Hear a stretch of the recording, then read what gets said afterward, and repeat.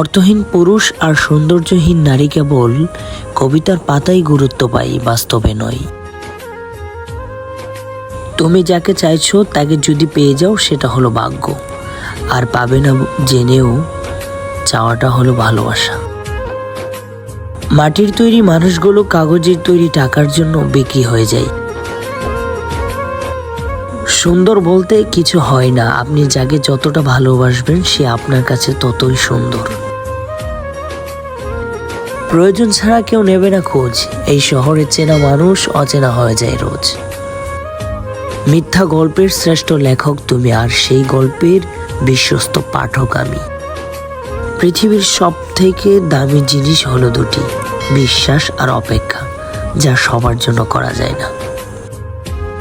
মেয়েরা সব সময় সত্য কথা বলতে পছন্দ করে, কিন্তু বিশ্বাস করে মিথ্যাবাদীকে। মনে রেখো, জীবনে ভালো দিন পেতে হলে অনেকগুলো খারাপ দিন পার করতে হবে।